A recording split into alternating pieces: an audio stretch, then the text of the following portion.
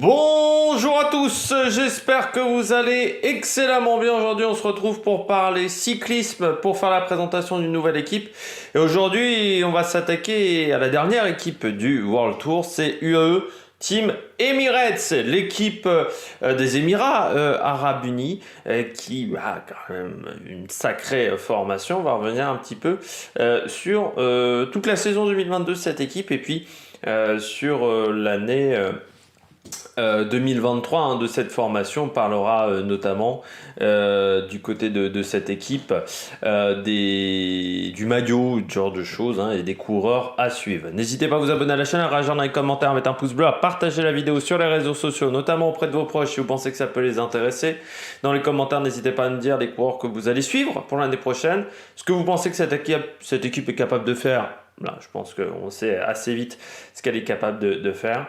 Et puis, on commence tout de suite avec cette formation.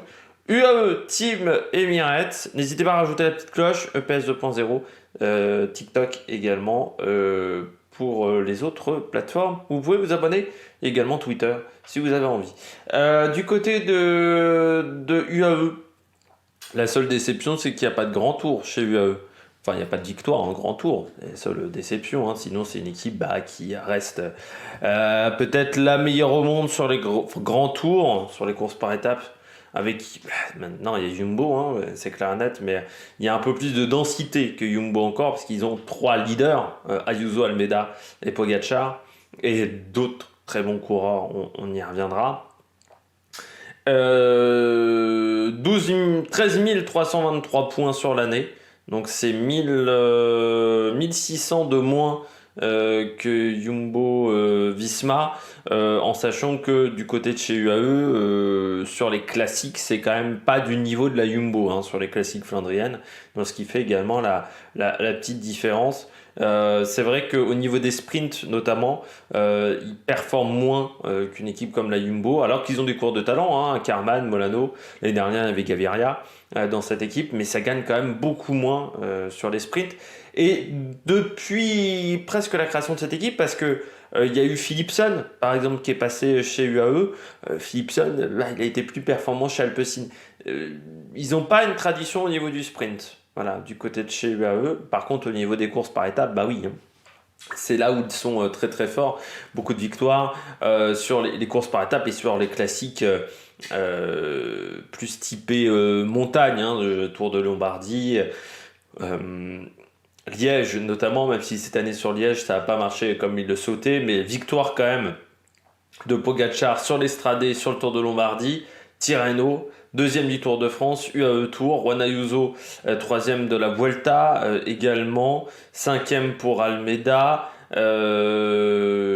N'oublions pas également la victoire sur les Trois Vallées Varesines, sur la classique de l'Ardèche, sur le Trofeo Legueglia, deuxième de Eschborn-Francfort pour Gaviria, victoire sur le Tour de Slovénie. Bon, c'est une équipe qui domine. En même temps, avec le budget de cette formation, ça serait quand même extrêmement compliqué de ne pas dominer. Ça serait une grosse déception s'ils étaient 5e ou 6e au classement UCI par rapport à Intermarché. L'argent permet quand même des petits avantages qu'il ne faut pas négliger.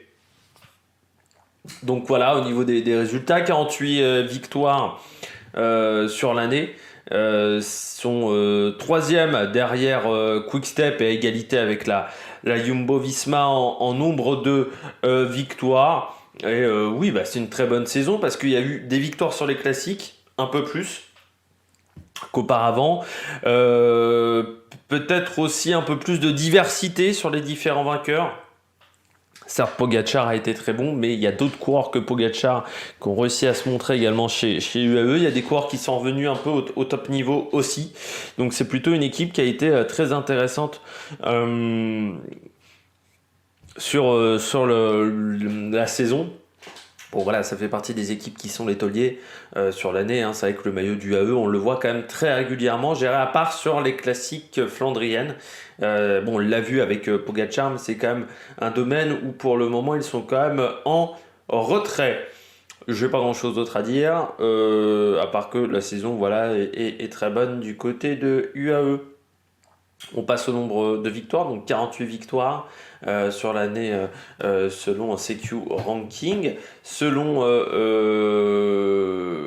c'est 48 également selon nos amis de ProSalting Stats, auxquels on rajoute 3 victoires pour un coureur moins de 23 ans luxembourgeois qui est Arthur Klukers, qui a remporté la 4e étape du Tour d'Alsace, la 5e étape de la Flèche du Sud et le contre-la-montre des championnats de Luxembourg en moins de 23 ans.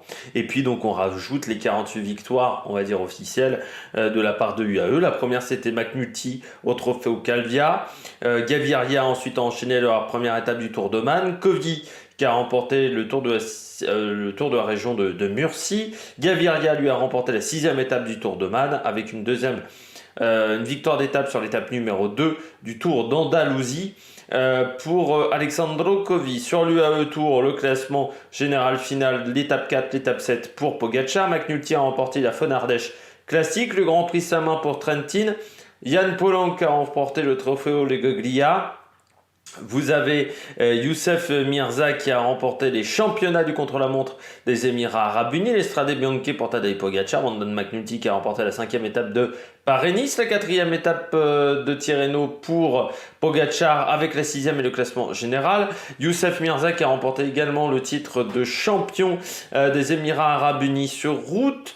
Vous avez la Bredene Corsair Classique remportée par Ackermann. Almeida a remporté la 4e étape du Tour de Catalogne. Le GP Industria pour Diego Ulissi. La 20e étape du Tour d'Italie pour Alexandro Covey. Molano qui a remporté la 4e étape des boucles de la Mayenne. Le Grand Prix du Canto d'Argo pour Marc Hirschi. C'était en Suisse. C'était la 25e victoire de l'équipe.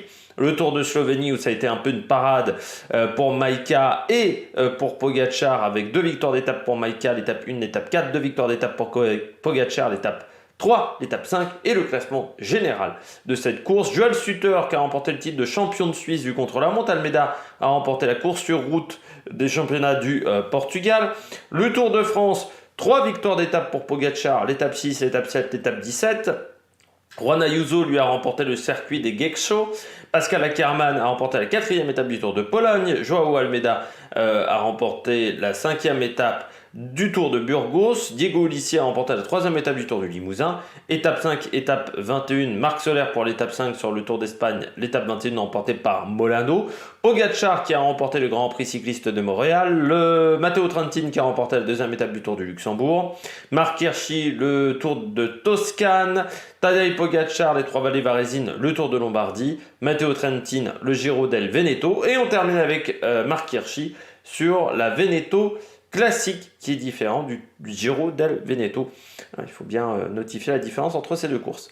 Beaucoup de victoires en World Tour, beaucoup de victoires même aussi sur les classiques 1-1 également, du côté de cette formation, qui voilà, est une équipe qui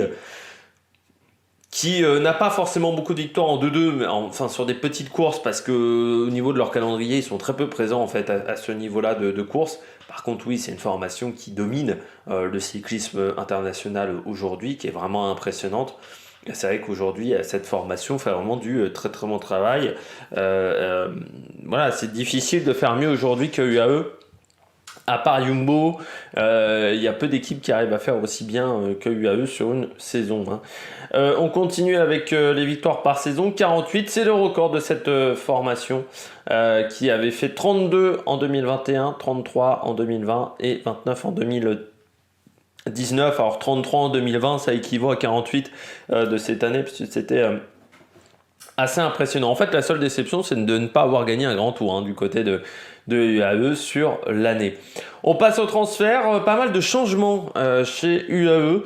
Le départ de Rui Costa, qui était là depuis le départ, qui rejoint Intermarché Circus Venti, il était même là à l'époque de la Lampe Pré.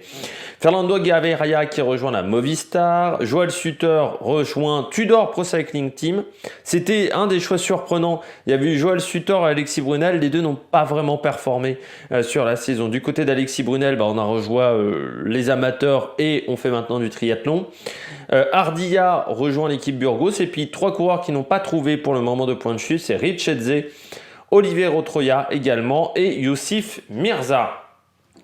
Du côté des arrivées, nous avons Adam Yates qui arrive de Ineos, Tim Wellens qui arrive de la Lotto, Grossstadtner de la Bora, Jevine de Alpecin avec Serge Bax, Domen Novak qui arrive de la Bahrain Victorious et puis Michael Vink qui était l'année dernière chez Bolton Equities Black Post Pro Cycling. Ce qui fait que l'effectif 2023 de cette formation est composé de 30 coureurs. Là aussi, on n'a pas décidé d'atteindre la dérogation de l'UCI. Le plus jeune est Juan Ayuso qui a 20 ans.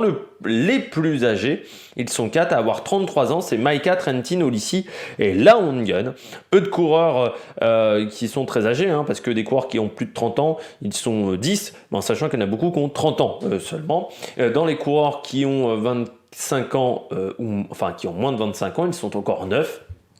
Notamment des coureurs importants, Pogacar, Almeida, McNulty. Donc c'est une équipe qui est bien équilibrée au niveau des âges. Et ça c'est plutôt une bonne chose puisqu'on a 3 générations qui sont plutôt bien réparties. Je dirais la génération des plus de 30, les 25-30 ans aussi. Et tout ça est à peu près équilibré dans cette formation. Donc ça c'est plutôt intéressant. On regarde les coureurs à suivre. Du côté des coureurs à suivre, je commence avec Joao Almeida. Pourquoi je mets Joao Almeida en premier? Parce que pour moi, parmi les 3 leaders, Ayuso, Pogacar, Almeida, c'est celui qui a le plus à perdre en cette année 2023. Déjà parce qu'il va être sur le Tour d'Italie face à Evenepoel. Donc Evenepoel, c'est un peu le mec qui l'a mis hors course chez Quick-Step, qui lui a un peu dit t'auras pas ma place, donc faut mieux que tu partes ailleurs. Donc déjà il y a cet aspect là. Deuxièmement, pourquoi c'est celui qui a le plus à perdre? Parce qu'on a le sentiment que c'est celui des 3 qui est le moins proche de gagner un grand tour. Almeida, c'est un bon coureur, ça c'est clair et net. Est-ce que par contre c'est un coureur qui est capable d'aller chercher la gagne aujourd'hui? Je crois pas. C'est un très bon coureur. C'est un coureur qui est capable d'aller chercher le podium aujourd'hui d'un grand tour. Mais entre aller chercher le podium et aller chercher la victoire, il y a encore un cap.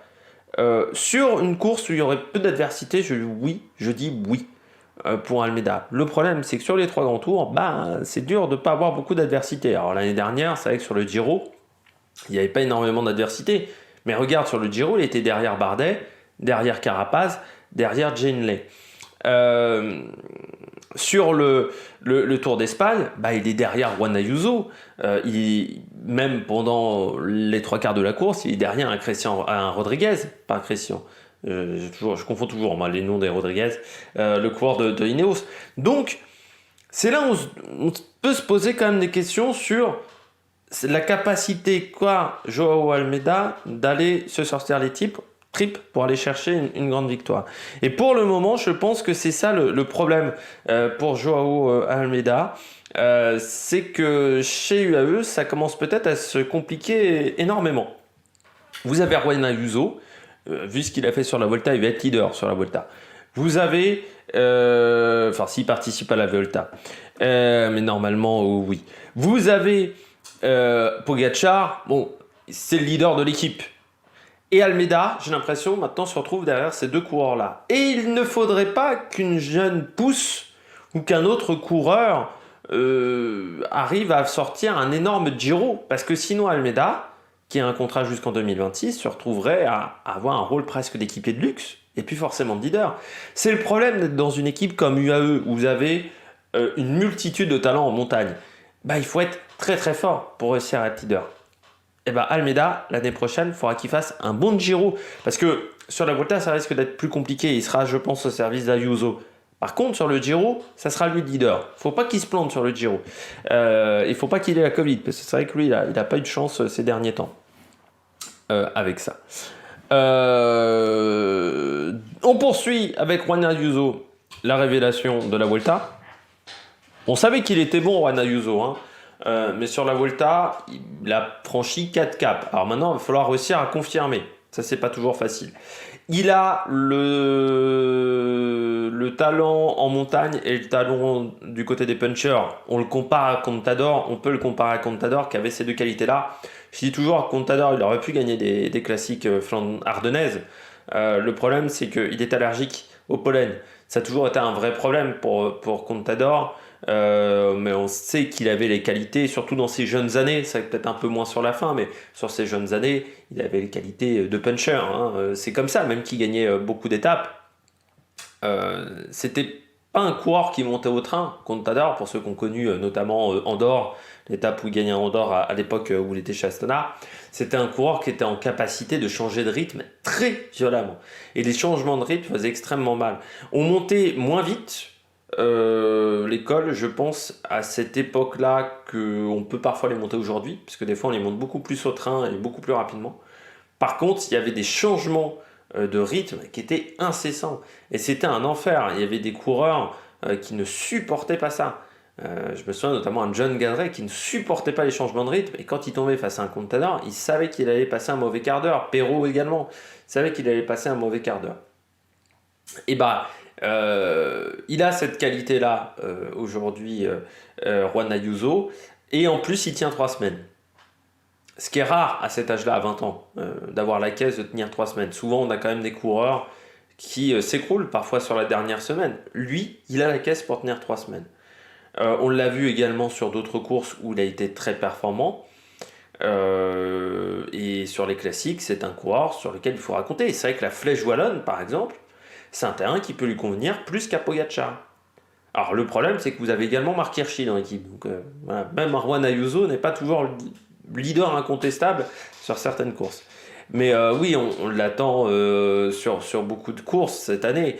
Ça va pas être facile non plus, c'est de résister à la pression parce que maintenant il est attendu en Espagne, il va courir énormément en Espagne en plus, là quand je regarde son calendrier, forcément ça va être le coureur à suivre. Il faudra résister à la pression médiatique, à la pression psychologique. À 20 ans, c'est pas toujours facile. Donc on va voir comment il va s'en sortir et puis réussir à faire une bonne saison. Quand on a fait déjà une très grande saison, parfois la confirmation n'est pas toujours simple pour les jeunes coureurs. Tadej Pogacar, bon, bah, le problème c'est que je pense que Pogacar, bon, qui a fait une grande saison sur les classiques, hein, il faut le dire, parce qu'il remporte quand même le Tour de Lombardie, les Trois-Vallées Varesines, l'Estradé, également en 2022, le Grand Prix de Montréal. Enfin, voilà, il a gagné des très très belles classiques. C'est vrai que sur le Tour de France, il fait 2. Mais je pense que cette deuxième place va lui faire énormément de bien. Parce que s'il avait gagné le Tour de France encore l'année dernière, je pense qu'il aurait peut-être pu penser qu'il était au-dessus du lot et qu'il n'était peut-être pas obligé d'être aussi concentré à l'entraînement. Et peut-être qu'il se serait reposé sur ses lauriers. Là, il sait qu'il a des adversaires, que ce soit Remco Evenepoel, que ce soit Juan Ayuso, même en interne dans l'équipe. Il sait qu'il y a des jeunes pousses qui arrivent, qui sont très performantes, ces jeunes pousses, et que s'il veut les battre, il est obligé de continuer à bosser au top. Et ça va être la force, on va dire, de Pogacar, c'est d'avoir perdu le Tour. Je pense que ça lui a fait du bien. Ça lui a fait du bien également en termes d'image. Parce que moi, je me souviens, après 6-7 jours de course, quand il gagne notamment en haut de la super planche des belles filles, parce qu'on a un peu oublié, je me souviens des commentaires, sur ma page YouTube, avec des mecs qui disent la course est finie, ça y est, j'éteins ma télé, c'est des gens qui ont peut-être raté l'étape du Granon, qui disaient ça y est, j'arrête de regarder le Tour, c'est plié. Bon, en plus avec l'effet de dopage, bien entendu, qui ne sont absolument pas avérés, mais bon, c'est bien attaqué sans preuve. Et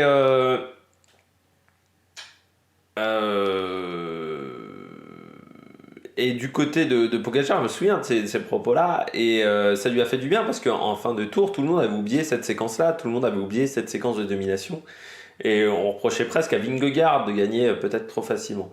Le côté perdant a aidé, je pense, en termes d'image, et Pogacar, oui, bah, il repart sur le tour, le match retour, mais je pense qu'il va être très, très, très motivé. Les objectifs encore sur la classique. Et puis il y a un deuxième revanche à prendre sur l'année 2022 en 2023, c'est le Tour des Flandres. Le Tour des Flandres, ça reste un échec parce que c'est la plus grosse erreur de sa carrière, je pense. C'est la plus grosse erreur tactique de sa carrière. il nous a fait une à la Philippe sur l'Amstel. Voilà, c'est laisser revenir le groupe de derrière et se faire avoir par Van Der Poel, qui était très fort ce jour-là et qui a été très bon tactiquement. Et il s'est fait avoir. Voilà. Donc il y a cette course-là, je pense qu'il est en travers de la gorge. Mais Pogacar, c'est peut-être le coureur qui est capable de remporter les 5 monuments. Et oui, quand on y regarde bien, c'est peut-être plus là-dessus qu'on se souviendra de Pogacar que sur les grands tours. C'est bien de gagner les grands tours. Mais bon, il y en a déjà plein qui ont gagné les 3 grands tours. Mais gagner les 5 monuments, ils ne sont pas beaucoup.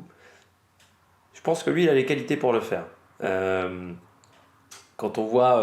parce que Remco Evenepoel est fort sur Liège, mais Milan-San Remo, je pense, est trop plat pour un Remco Evenepoel. Où faut qu'il y ait des circonstances de course qui se goupillent bien.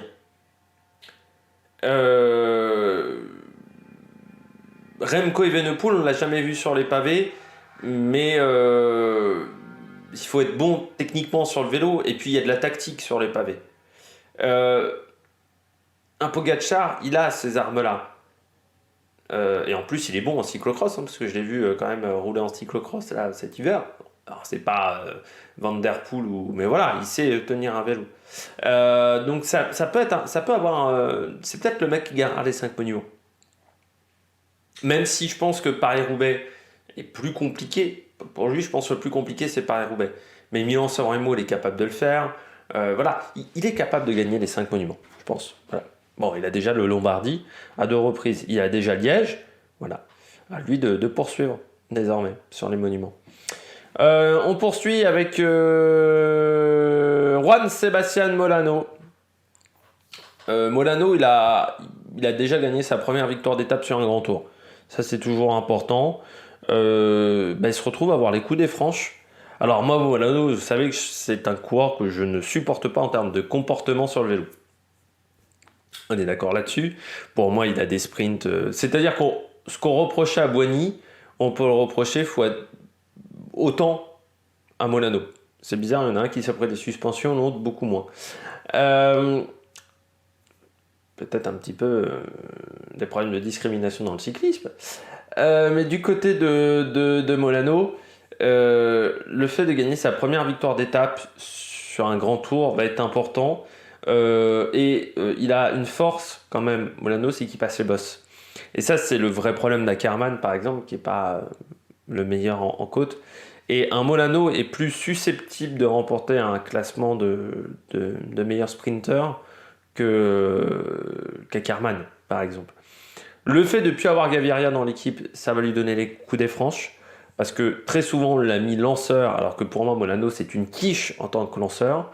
On a un peu renforcé l'équipe aussi dans ce domaine-là, notamment avec l'arrivée de Odeg, ou Hodge, selon comment on prononce. Donc ça va l'aider. Vous avez toujours Trentin, qui est capable de faire du bon boulot pour les trains. C'est peut-être une année où on peut faire des très belles choses. Voilà, Michael Berg également. C'est un coureur qui, je pense, est en capacité de faire des très belles choses. Molano en montagne, peut-être aussi, mais surtout sur les sprints. C'est plus là où on l'attend. Et il aura comme objectif la Vuelta, et il fera également l'UAE Tour. Donc c'est des courses où on voudra le voir, le voir aux avant-postes. Et le fait qu'il y ait un sprinter en moins dans l'équipe, ça va l'aider aussi à avoir un meilleur calendrier. Tim Wellens, arrivée surprenante. Voilà, arrivée surprenante parce que Tim Wellens était chez Lotto. Moi, je le pensais presque indéboulonnable chez Lotto. Je me disais, c'est un coureur de Lotto. Et puis, à 31 ans, changement d'air, il décide de rejoindre UAE. Il aura un rôle d'équipier. Mais sur les courses d'une semaine, c'est un coureur qui peut être très fort. Notamment, on l'avait vu l'année dernière sur le Tour des Alpes-Maritimes et du Var. C'est un coureur qui est costaud. Sur ces types de profils-là de course, Tour de Belgique, avec de la moyenne montagne, c'est un équipier qui va être important sur les classiques ardennaises, ça c'est clair et net. Après, en montagne aussi, parce que c'est un peu un roule toujours. Pour l'instant, il n'est pas prévu qu'il fasse de grand tour. Par contre, moi je me pose quand même la question, quel est l'intérêt d'un Tim Wellens d'aller chez UAE, à part le salaire? Parce que tu avais un statut de leader En plus, avec le départ de Kraft, de Steph Kras, pardon, de la Lotto, t'avais presque, enfin, t'étais dans une situation presque royale au bar. C'est-à-dire qu'en montagne, il y a tellement peu de monde chez Lotto que forcément tu te retrouves très vite à être leader. Même Lilian Calmejane serait leader dans cette formation. Alors voilà, quoi, c'est un moment où il faut dire la vérité. Du côté de Team Williams, je me dis pourquoi aller chez UAE quand tu sais le nombre de coureurs. T'es même pas sûr de faire un des 3 grands tours, t'es pas sûr du tout d'avoir un calendrier à la hauteur de ton talent. Est-ce qu'il n'y avait pas d'autres équipes qui étaient plus intéressantes, genre Arkea, genre Astana, où tu aurais eu un statut bien meilleur? C'est la question que je me pose aussi avec Jevine, vous inquiétez pas, c'est la question que je me pose en fait avec beaucoup de coureurs. C'est-à-dire que je me dis quand même qu'il y a beaucoup de coureurs qui privilégient le salaire à leur statut dans le cyclisme. Parce que là, c'est vraiment l'impression que j'ai avec Tim Willems, avec Jevine. Jevine, il était leader indiscutable chez Alpecin. Même s'il y avait Quinton Hermans, bon, voilà, il serait partagé le leadership en montagne. Il n'y a personne d'autre. Et du jour au lendemain, il décide d'aller chez UAE, alors qu'il avait un statut formidable chez Alpecin. Et quel est l'intérêt? C'est pareil avec Tim Willems. Il me dit, il y avait quand même mieux en équipe. Mais on sait très bien que UAE, vous avez également les pépettes. Et ben, on est peut-être décidé de faire gonfler le compte en banque un peu plus que le palmarès. On termine avec un dernier coureur, c'est Alexandro Covi. J'attends qu'on lui fasse plus confiance dans cette équipe. Voilà. Bon, j'en ai parlé parmi les déceptions. J'attends qu'on lui fasse plus confiance. Je pense qu'il a montré son talent. Moi j'aimerais que dans cette formation il soit leader sur des courses. Il a vraiment toutes les qualités pour aller chercher des classiques, pour aller chercher des grandes étapes également de grands tours, autres que sur le Tour d'Italie. Sauf qu'à chaque fois j'ai l'impression que Alexandro Covi, on le cantonne sur un type de course, et dans le reste du temps on le met pas leader. Alors c'est vrai que c'est toute la complexité également, c'est qu'ils ont une équipe de punchers qui est phénoménale. Quand tu regardes, vous avez Marc Hirschi, vous avez Pogacar, vous avez Juan Ayuso également. Maintenant, vous rajoutez Tim Willems également qui a des qualités de puncher. C'est pas facile de trouver sa place dans cet effectif. Mais pour moi, Alexandro Covi, c'est un pur talent. Et ça serait dommage qu'il parte ailleurs. Il a un contrat jusqu'en 2024. Ça serait dommage qu'en 2024, il décide d'aller chez Trek, par exemple. Ou il décide d'aller chez Q36.5, qui jouerait le World Tour pour l'année 2025. Donc c'est dommageable pour Alexandro Covi. Je trouve son positionnement aujourd'hui chez UAE. J'espère que l'année prochaine, voilà, il aura un meilleur statut. Donc c'est pour ça que je vais le suivre pendant l'année. On passe au maillot.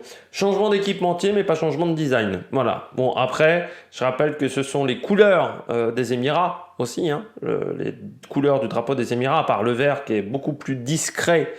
Bon, ça reste visible, ça reste un maillot qu'on reconnaît dans le peloton. C'est simple, mais efficace. Voilà, c'est ce qu'on dira du maillot de UAE.